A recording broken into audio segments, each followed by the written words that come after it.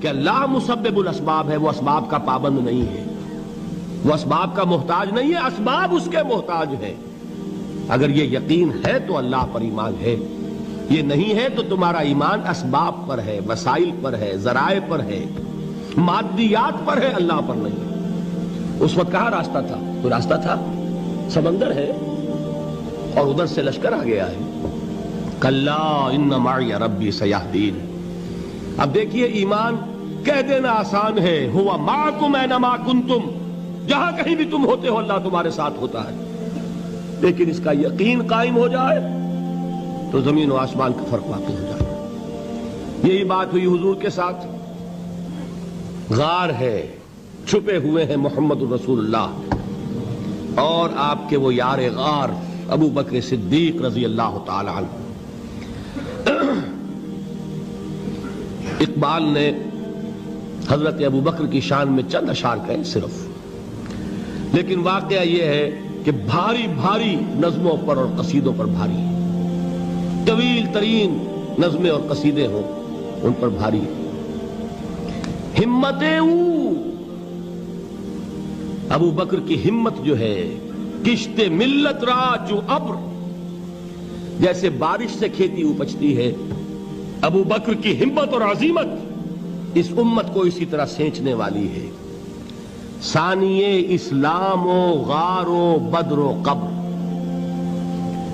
وہ دوسرے تھے اسلام میں، دوسرے پہلے کون تھے؟ انا اول المومنین، حضور فرماتے ہیں سب سے پہلا ایمان لانے والا میں، دوسرے ابو بکر۔ ویسے ہمارے ہاں یہ چلتا ہے اختلاف، حضرت علی پہلے ہیں کہ حضرت ابو بکر پہلے ہیں، لیکن اس میں بڑی خوبصورت تطبیق قائم کی ہے علماء نے اور بہت صحیح ہے۔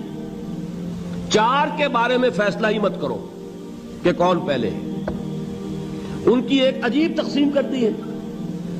آزاد مردوں میں، بالغ مردوں میں سب سے پہلے ابو بکر، بچوں میں سب سے پہلے علی، خواتین میں سب سے پہلے خدیجہ، اور غلاموں میں سب سے پہلے زید ابن حارثہ۔ بڑی پیاری تقسیم ہے، یہ چاروں ہی پہلے ہیں، ہر ایک کے لیے اولیت ہے۔ اور واقعہ یہ ہے کہ اگر زمانی اعتبار سے تعین ہوگا تو پہلے خدیجۃ الکبریٰ آئیں گی رضی اللہ تعالی عنہ۔ کسی اور سے بات کرنے کی نوبت بعد میں آ سکتی ہے، پہلے تو اہلیہ محترمہ سے بات ہوئی، آتے ہی پہلی وحی ہوئی ہے، ابھی تبلیغ کا حکم نہیں تھا۔ کس کو بتایا واقعہ؟ ابھی اپنی نبوت کی تبلیغ کا تو حکم ہی نہیں آیا۔ واقعہ کس کا ہے؟ وہ خدیجہ کا ہے۔ جب کہا ہے کہ خشیت علی نفسی، مجھے اپنی جان کا اندیشہ ہے، تو کیا جواب دیا خدیجہ نے رضی اللہ تعالی عنہا؟ وہ صدیقۃ الکبریٰ ہے۔ صدیقات جو ہیں خواتین، ان میں چوٹی پر خدیجۃ الکبریٰ ہے رضی اللہ تعالی عنہا، اور صدیق جو مرد ہیں ان میں صدیق اکبر ہے ابو بکر صدیق رضی اللہ تعالی عنہ، لیکن صدیقات میں چوٹی پر۔ جب حضور نے فرمایا خشیت علی نفسی، کیا فرمایا؟ کیا عرض کیا؟ کیسے تسلی دی؟ نہیں نہیں، اللہ آپ کو ضائع نہیں کرے گا، آپ غریبوں کے ہمدرد ہیں، آپ مساکین کے تکالیف رفع کرنے والے ہیں، آپ بیواؤں کی سرپرستی کرتے ہیں، آپ مسافروں کی خدمت کرتے ہیں، اللہ آپ کو ضائع نہیں کرے گا۔ یہ یقین ہے اس خاتون کے اندر۔ خیر وہ ایک علیحدہ بات ہو جائے گی۔ میرے دل پر حضرت خدیجہ رضی اللہ تعالیٰ عنہ کی شخصیت کا بڑا گہرا نقش ہے، جو وہ کوئی اور ہی وقت اور موقع ہوا تو بیان ہوگا۔ بہرحال اقبال نے ایک مصرے میں جو چار اولیتیں جمع کر دی ہیں، ہمتیں کشت امت را چو ابر، ثانی اسلام و غار و بدر و قبر۔ اسلام میں حضور کے بعد پہلے کون؟ ابو بکر۔ غار میں حضور کے ساتھ کون؟ ابو بکر۔ بدر کی رات اللہ کا رسول سربسجود، وہ جھاڑ، وہ گھاس پھوس کی جو جھونپڑی بنائی گئی تھی، اور وہاں تلوار ننگی لے کر پہرا دینے والا کون؟ ابو بکر۔ اور اس حجرہ عائشہ میں محمد کے بعد سب سے پہلے دفن ہونے والا کون؟ ابو بکر رضی اللہ تعالی عنہ صلی اللہ علیہ وسلم۔ وہ جو معاملہ میں سنا رہا تھا غار ثور کا، حضرت ابو بکر بھی حضور کے خیال سے لرز گئے ہیں. آپ کو یاد ہوگا کہ جا کر پہلے تمام جتنے سوراخ تھے انہیں بند کیا ہے. ایک سوراخ رہ گیا تھا جس کو بند کرنے کے لیے کوئی کپڑا نہیں تھا.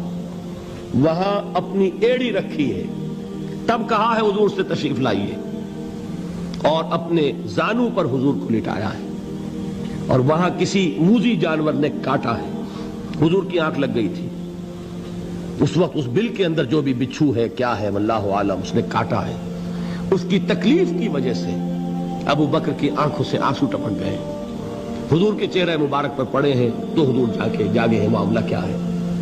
ایڑی نہیں ہٹائی وہاں سے, مبادا وہ جانور وہاں سے نکل کر محمد الرسول اللہ کو کوئی گزن پہنچا دے.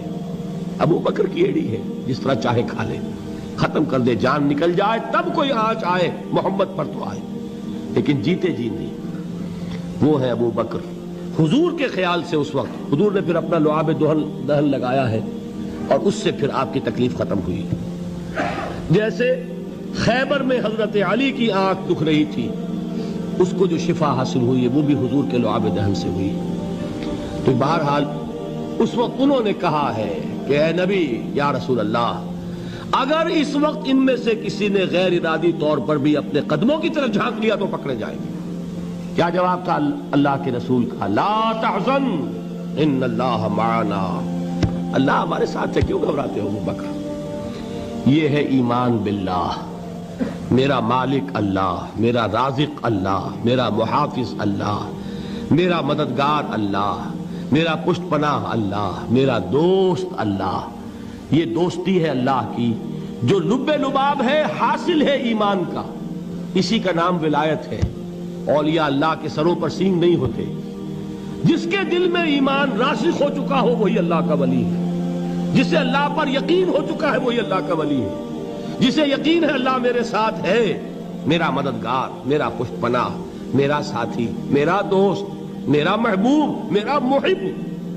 اللہ اہل ایمان سے محبت کرتا ہے. واللہ یحب الصادقین. ان اللہ یحب الذین یقاتلون فی سبیلہ صفا کانہم بنیان مرصوص. اللہ محبت کرنے والا, اہل ایمان محبوب, اور اہل ایمان محبت کرنے والے اللہ محبوب. والذین آمنوا اشد حبا للہ. آپ تصور کیجئے جسے یہ رشتہ ایمان یا رشتہ ولایت حاصل ہو جائے, الا ان اولیاء اللہ لا خوف علیہم ولا هم یحزنون. آگاہ ہو جاؤ, اللہ کے دوستوں کے لیے نہ کوئی خوف ہے نہ کوئی حزن ہے. اور میں بیان کر چکا تھا, خوف اور حزن کے خاتمے ہی کا نام امن ہے. زوال خوف, زوال حزن. یہ خوف اور حزن کیوں آتے ہیں بار بار؟ اللہ تخافوا ولا تحزنوا, دونوں آ گئے. الا ان اولیاء اللہ لا خوف علیہم ولا هم یحزنون, پھر وہی دو. وہ کیوں ہے؟ خوف ہوتا ہے کسی مستقبل کی بات کا, یہ نہ ہو جائے, وہ نہ ہو جائے, یہ نقصان نہ پہنچ جائے, یہ تکلیف نہ ہو, یہ غضب نہ آ جائے. خوف ہے مستقبل سے. حزن ہے یہ کیوں ہوا, یہ نہیں ہونا چاہیے تھا, یہ میرا فلاں چیز میرے ہاتھ سے جاتی رہی ہے, فلاں موقع نکل گیا, اب بیٹھے ہوئے ہیں اندر ہی اندر کڑ رہے ہیں, صدمہ ہے اور رنج ہے. اور جو اللہ پر ایمان رکھتا ہے وہ جانتا ہے ما اصاب من مصیبت فی الارض ولا فی انفسکم الا فی کتاب من قبل ان نبرأها ان ذلک علی اللہ یسیر لکی لا تعصوا علی ما فاتکم ولا تفرحوا بما آتاکم واللہ لا یحب کل مختال فخور. اس زمین میں یا تمہاری جانوں میں کوئی تکلیف, کوئی مصیبت نہیں آ سکتی سوائے اس کے کہ جو اللہ نے لکھ دی ہو, اس سے پہلے کہ وہ ظاہر ہو. جس کو یہ حقیقت معلوم ہو گئی اس کو یہ طرز عمل اختیار کرنا چاہیے. جو چیز چھن جائے, جاتی رہے, چھوٹ جائے, اس پر افسوس نہ کرو. کس نے چھینی؟ دوست نے. دوست کے فیصلے پر شکایت. دوستی کو بٹا لگا رہے ہو, سرے تسلیم خم ہے جو مزاج یار میں آئے. اگر دوستی ہے تو پھر تو تمہیں گردن جھکانی چاہیے کہ ہر چہ ساقی ماریخت عین الطافست, جو بھی میرا ساقی میرے پیالے میں ڈال دے اس کا کرم ہے. جو اس کی طرف سے آئے اس پر کوئی رنج نہیں, کوئی صدمہ نہیں, کوئی غم نہیں, کوئی شکایت نہیں, کوئی شکوہ نہیں. اور جو ہوگا وہ اس کے اذن کے بغیر نہیں ہوگا, اور اس کا اذن ہوگا تو یقیناً میرے لیے خیر ہی خیر ہے, چاہے وہ ناگوار شے ہو, بظاہر مجھے اچھی نہ لگ رہی ہو، میری شارٹ سائٹڈنس میں مجھے وہ نظر آ رہی ہے کہ میرے لیے بری ہے، لیکن قرآن نے کہا ہے عسیٰ ان تکرہوا شیئا وہو خیر لکم وعسیٰ ان تحبوا شیئا وہو شر لکم واللہ یعلم وانتم لا تعلمون۔ ہو سکتا ہے تم کسی چیز کو ناپسند کرو دراحال کہ اسی میں تمہارا خیر ہو، اور ہو سکتا ہے تم کسی چیز کو پسند کرو دراحال کہ اس میں تمہارا شر ہو۔ اللہ جانتا ہے، تم نہیں جانتے۔ جب مجھے یہ بات معلوم ہو گئی، میں نے اپنا معاملہ اللہ کے حوالے کیا۔ سپردم بے تو مایا خیش را خدانی حساب کم و بیش را، اے رب جو تو چاہتا ہے وہ ہو، تیرے علم میں جو شے میرے لیے خیر ہے وہ ہو جائے، میری کوئی پسند نہیں، میری کوئی چاہت نہیں، یہ ہے راضی برضائے رب۔ اکبر الہآبادی نے اسے کہا ہے رضائے حق پہ راضی رہ، یہ حرف آرزو کیسا، خدا خالق، خدا مالک، خدا کا حکم تو کیسا۔ جب میں آ گیا بیچ میں، میری پسند، میری مرضی، میری خواہش، میری چاہت، یہی تو شرک ہے۔ ما شاء اللہ کان وما لم یشاء لم یکن، جو اللہ نے چاہا وہ ہوا، جو اس نے نہیں چاہا نہیں ہوا، اختیار اس کا ہے، میرا تو نہیں۔ رضائے حق پہ راضی رہے، یہ حرف آرزو کیسا، خدا خالق، خدا مالک، خدا کا حکم تو کیسا۔ اقبال نے اسے کہا ہے فارسی میں، اب آپ کہیں اس کا ترجمہ بھی کرو تو وہ مجھے ذرا اس وقت کچھ بہت ہی بدذوقی کسی بات نظر آئے گی۔ جائیے پوچھئے کسی سے جسے فارسی آتی ہو، بروں کشید ز پیچا کے ہست و بود مرا، چے اقدہا کے مقام رضا کشود مرا۔